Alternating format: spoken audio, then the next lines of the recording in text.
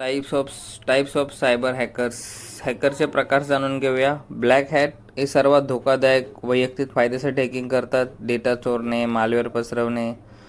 Second आहे white hat. यांना ethical hackers किंवा सिक्युरिटी रिसर्चर्स म्हणतात.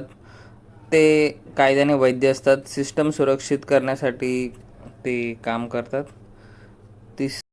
तिसरं आहे ग्रे हॅट हॅकर्स. हे मध्यम प्रकारचे असतात. ते कधीकधी अनधिकृतपणे हॅक करतात, पण नुकसान न करता कमकुवतपणा सांगतात.